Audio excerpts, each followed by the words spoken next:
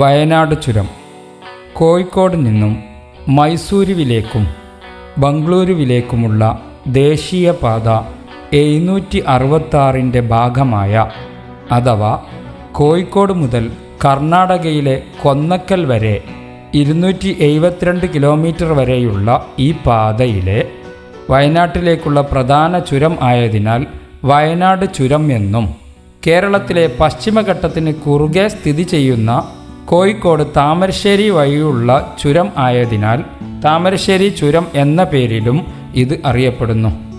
താമരശ്ശേരിക്കടുത്ത് അടിവാരത്തു നിന്ന് തുടങ്ങുന്ന 12 കിലോമീറ്ററോളം ദൈർഘ്യമുള്ള ഈ ചുരത്തിൽ 9 മഹാ എയർപിൻ വളവുകളാണുള്ളത്.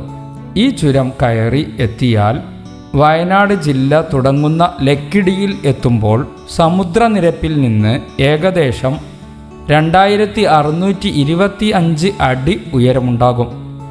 കേരളത്തിൻ്റെ വ്യവസായ, വാണിജ്യ, ടൂറിസം മുന്നേറ്റങ്ങൾക്ക് ഈ പാതയുടെ പങ്ക് ഏറെ വലുതാണ്. മുത്തങ്ങ, ബന്ദിപ്പൂർ വനമേഖലയിലൂടെ കടന്നു പോകുന്ന ഈ പാതയ്ക്ക് കർണാടക വനം ഭാഗത്ത് രാത്രി നിരോധനം ഏർപ്പെടുത്തിയതിനാൽ വളരെ ബുദ്ധിമുട്ടുകൾ സഹിച്ചാണ് കേരളത്തിലേതടക്കം യാത്രക്കാർ കടന്നു പോകുന്നത്. ഇടയ്ക്കിടെ ഉണ്ടാകുന്ന മണ്ണിടിച്ചിൽ കാരണം ഈ ചുരത്തിലെ ഗതാഗതവും പലപ്പോഴും താറുമാറാകാറുണ്ട്. നല്ല ഡ്രൈവിംഗ് പരിചയവും ചുരത്തിലെ വൻ വളവുകളെ സംബന്ധിച്ച് അറിവും ശ്രദ്ധയും ഉള്ളവർക്ക് മാത്രമേ ഈ പാതയിൽ സുരക്ഷിതമായി വാഹനം ഓടിക്കാനാകൂ എന്നത് പ്രത്യേകം ഓർക്കേണ്ടതുണ്ട്. ഈ ചുരം പാത നിർമ്മിക്കാനിടയായ ചില കാര്യങ്ങളെ നമുക്ക് പരിശോധിക്കാം. ബ്രിട്ടീഷ് ഭരണകേന്ദ്രമായിരുന്ന മൈസൂരുവിൽ നിന്ന് കോഴിക്കോട്, വയനാട് ജില്ലകൾ രൂപം കൊള്ളുന്നതിന് മുമ്പുള്ള മലബാറിലേക്ക് എത്തിപ്പെടാൻ കുതിര സവാരി മാത്രമേ ആശ്രയമായുണ്ടായിരുന്നുള്ളൂ. കോഴിക്കോട് തമ്പടിച്ചിരുന്ന ബ്രിട്ടീഷുകാർക്ക് വളരെ പെട്ടെന്ന് മൈസൂരുവിലേക്കും തിരിച്ചും എത്തിച്ചേരാൻ വളരെ പ്രയാസമനുഭവപ്പെട്ടു. മാത്രവുമല്ല, സുഗന്ധവ്യഞ്ജനങ്ങളും മറ്റും സുലഭമായിരുന്ന വയനാടൻ കാടുകൾ കുറച്ചൊന്നുമല്ല ബ്രിട്ടീഷുകാരെ മോഹിപ്പിച്ചത്. അതിലുമുപരി ശ്രീരംഗപട്ടണത്തെ ടിപ്പുവിൻ്റെ സാമ്രാജ്യം കീഴടക്കാനുള്ള ലക്ഷ്യവും അവർക്കുണ്ടായിരുന്നു.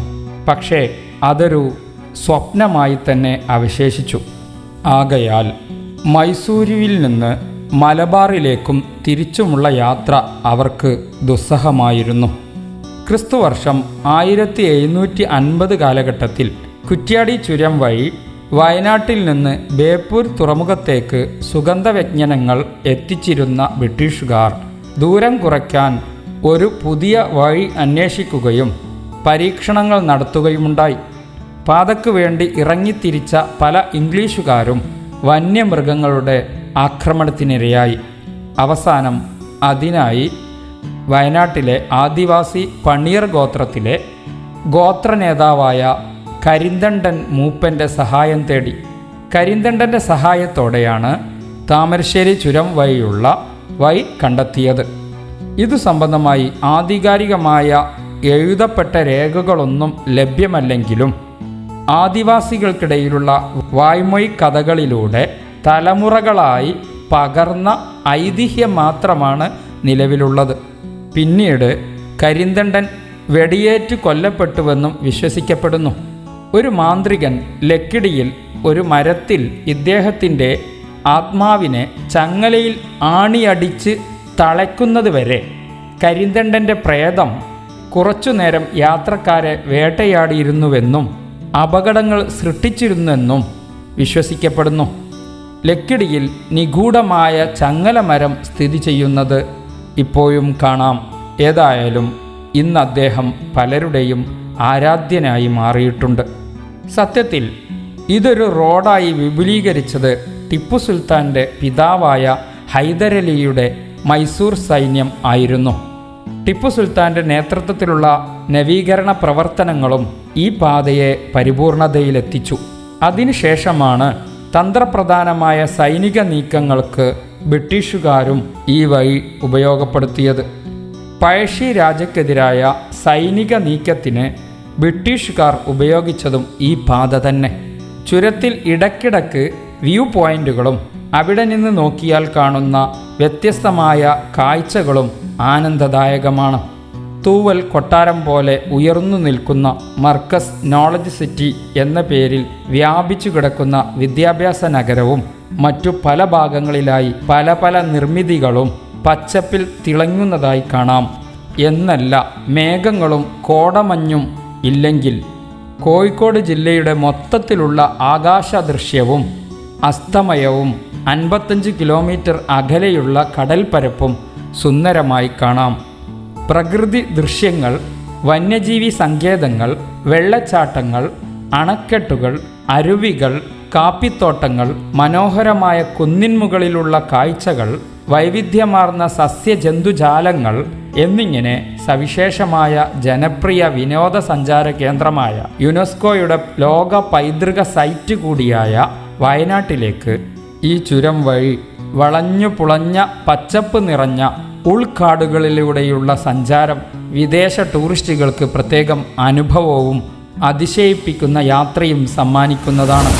പശ്ചിമഘട്ടത്തിൻ്റെ തായ്വരയിൽ സ്ഥിതി ചെയ്യുന്ന മഞ്ഞണിഞ്ഞ മലകൾ എന്ന് അർത്ഥം വരുന്ന തുഷാരഗിരി വെള്ളച്ചാട്ടം ഈ ചുരം കയറാൻ തുടങ്ങുമ്പോൾ തന്നെ ഇവിടേക്കുള്ള റോഡ് കാണാം.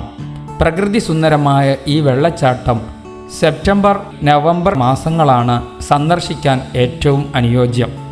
പശ്ചിമഘട്ടത്തിൽ നിന്ന് ഉത്ഭവിക്കുന്ന 2 അരുവികൾ ഇവിടെ കൂടിച്ചേർന്ന് ചാലിപ്പുഴ എന്ന നദി രൂപം കൊണ്ട് 3 പിരിഞ്ഞ് 3 വെള്ളച്ചാട്ടങ്ങളായി ഒരു മഞ്ഞുപോലത്തെ ജലധാരയാവുന്നു. ഇതിൽ നിന്നാണ് തുഷാരഗിരി എന്ന പേര് വന്നത്. 3 വെള്ളച്ചാട്ടങ്ങളിൽ 75 മീറ്റർ ഉള്ള തേൻപാറ വെള്ളച്ചാട്ടമാണ് ഏറ്റവും ഉയരം കൂടിയത്. മറ്റ് 2 ഏരാട്ടുമുക്ക് വെള്ളച്ചാട്ടവും മഴവിൽ ചട്ടം വെള്ളച്ചാട്ടവുമാണ്. കേരളത്തിലെ ഏറ്റവും ഉയരം കൂടിയ കമാനപാലമായ തുഷാരഗിരി കമാനപാലവും ഇവിടെ കാണാം. ഈ വനമേഖലയിൽ അന്യം നിന്നു പോകുന്ന 45ഓളം ചിത്രശലഭങ്ങളെ കണ്ടെത്തിയിട്ടുണ്ട്. ഇതിൽ 60 വർഷം മുമ്പ് അന്യം നിന്നു പോയെന്ന് കരുതപ്പെടുന്ന ട്രാവങ്കൂർ ഇവനിംഗ് ബ്രൗൺ എന്ന ഇനവുമുണ്ട്. റബ്ബർ, ജാതിക്ക, കുരുമുളക്, ഇഞ്ചി, മറ്റു പല സുഗന്ധവ്യഞ്ജനങ്ങളുടെയും കൃഷിയിടമായ ഇവിടെ സാഹസിക വിനോദസഞ്ചാരികൾക്ക് പ്രിയങ്കരമാണ്.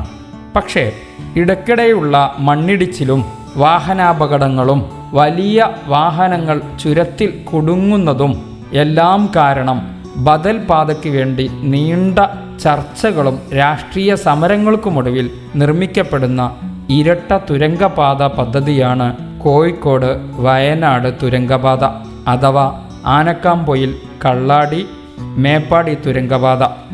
ഇന്ത്യയിലെ ഏറ്റവും നീളമേറിയ 3ാമത്തെ അടിപ്പാതയായി വിശേഷിപ്പിക്കപ്പെടുന്ന ഇത് പശ്ചിമഘട്ടത്തിലെ കുന്നുകൾക്കും വനങ്ങൾക്കും അടിയിലൂടെ താമരശ്ശേരി ചുരത്തിനു ബദലായി തിരുവമ്പാടി പഞ്ചായത്തിലെ ആനക്കാംപൊയിലെ സ്വർഗം കുന്ന് മുതൽ വയനാട്ടിലെ കള്ളാടി വരെ 42 കിലോമീറ്ററിന് പകരം 20 കിലോമീറ്ററിൽ താഴെയായി ദൂരം കുറയും.